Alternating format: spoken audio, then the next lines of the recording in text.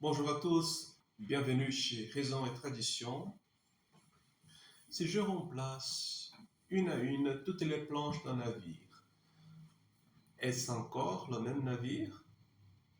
Et si quelqu'un ait construit ailleurs un navire identique avec les vieilles planches, lequel l'original? C'est le célèbre paradoxe du bateau de Thésée. Aujourd'hui, je te donne une réponse nette en utilisant la carte du dernier épisode sur la substance et les accidents et la différence entre les réalités naturelles et les artefacts. Un petit rappel, une substance est ce qui existe par soi. Les accidents sont des manières d'être qui existent dans un sujet. La forme substantielle donne à la chose son être même. Les accidents modulent cet être. Dans les êtres naturels, comme par exemple un vivant, la forme est intrinsèque et fondue l'unité par soi. On nomme per se. Un artefact, comme la table, navire et la montre, est un agencement accidentel de substances naturelles ordonnées à une fin. Une unité par accident, unum per accidens, maintenue par le plan et l'usage. Maintenant, posons bien le problème. Imagine le navire de Thésée. Au fil des années, des pièces pourries se sont remplacées une à une. Le navire continue à naviguer avec le même nom et la même fonction. Des années plus tard, toutes les planches d'origine ont été changées. Première question, le navire à quai est-il le même? Si quelqu'un récupère les vieilles planches et construit un navire identique, lequel est le vrai bateau de Thésée? Je vais vous donner maintenant 3 règles guides selon la philosophie thomiste pour avoir une résolution de ce problème-là. Première règle, un artefact n'est pas une nouvelle substance. Un navire n'est pas une substance navire, créée de rien.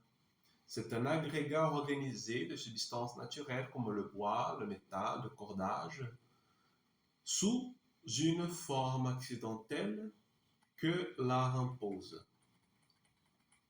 Le plan du navire pour la fin de naviguer. Son unité est donc fonctionnelle et conventionnelle, non substantielle. Deuxième règle, les accidents ne migrent pas d'un sujet à autre. La patine de l'usage, le nom, la renommée, tout cela est accident par rapport au sujet concret qui existait dans telle configuration. Ces accidents ne sautent pas vers un autre sujet quand on réorganise la matière ailleurs.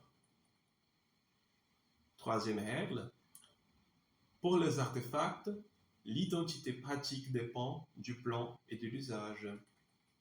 Tant que l'organisation en vue de la même fin est conservée, on peut raisonnablement continuer à dire le même navire par convention pratique.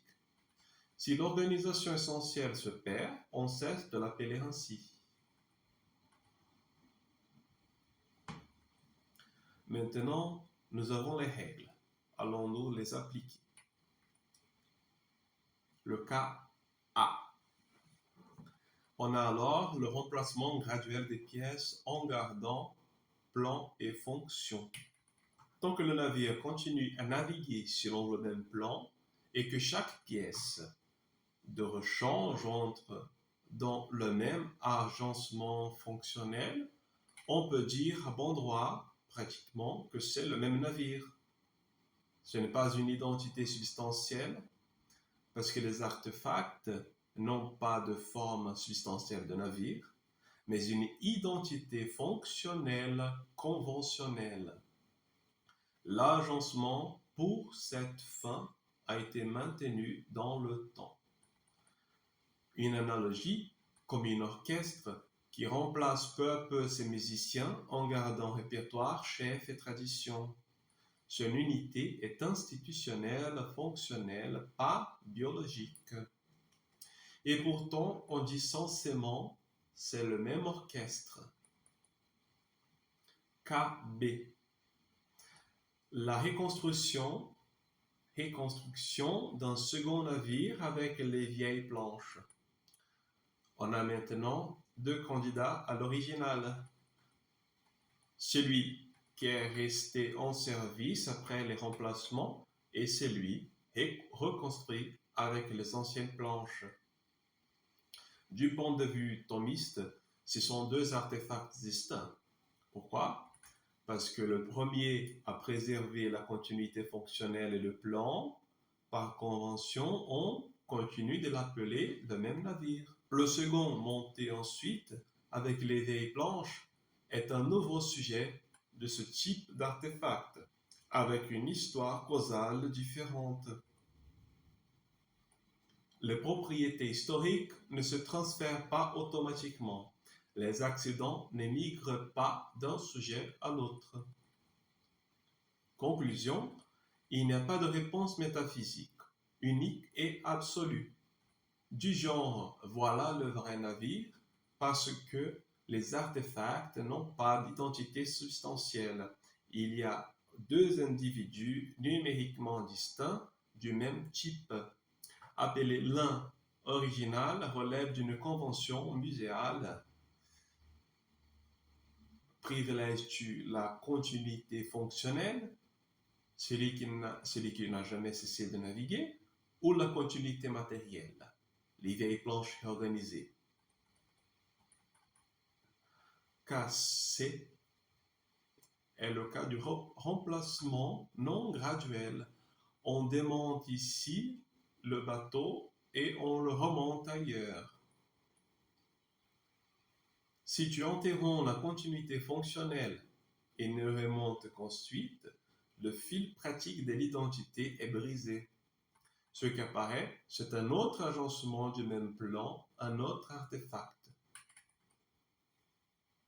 Le cas D est le cas du changement de fonction. La coque devient une maison ou du bas de chauffage. Même avec les mêmes pièces, si l'organisation vise désormais une autre fin, ce n'est plus ce navire, même par convention. Pour les artefacts, la fonction pèse lourd. Et pour les vivants, ainsi que pour les substances naturelles en général, pourquoi est-ce différent? Parce que chez un vivant, l'unité vient d'une forme substantielle qui donne l'être de l'organisme en tant que tel, unifiant matière et opération en un onome per se, une unité par soi. Voilà pourquoi tu demeures la même personne, malgré un turnover, un turnover, malgré un changement matériel massif, cellules, les atomes, et des accidents changeants comme la taille, la couleur des cheveux, le lieu. Dans les artefacts, l'unité est par accident. Elle dépend des facteurs extrinsèques comme le plan et l'usage. Chez les vivants, elle est intrinsèque. Allons faire une petite réponse, une réponse courte ici. Pendant des remplacements graduels, il est censé de dire que c'est le même navire par convention fonctionnelle, puisque l'agencement pour la même fin demeure.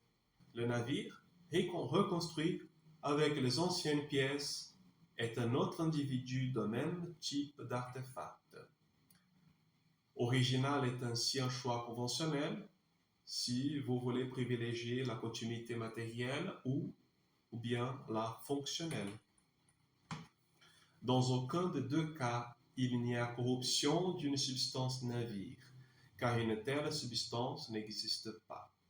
Le navire est un agrégat de substances naturelles sous une forme accidentelle imposée par l'art.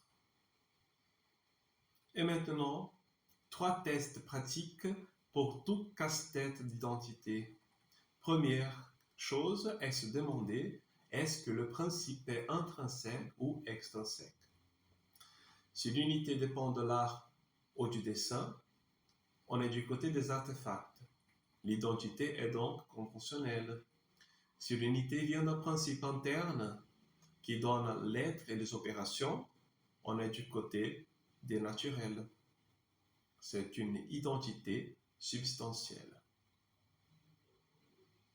Deuxième chose, la continuité de l'agencement pour une même fin.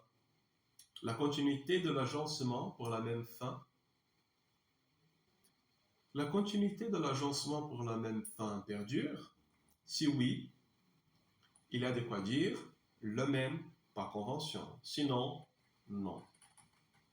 Troisièmement, les accidents peuvent-ils sauter? Non. Le nom, la renommée, le bois qui a vu Thésée, tout cela est accidentel et ne migre pas entre sujets. Si cette carte t'a aidé à déverrouiller le bateau de Thésée, laisse un like et abonne-toi à Raison et Tradition. Laisse un commentaire s'il te plaît. Et nous terminons ici, nous arrêtons par ici. Au revoir.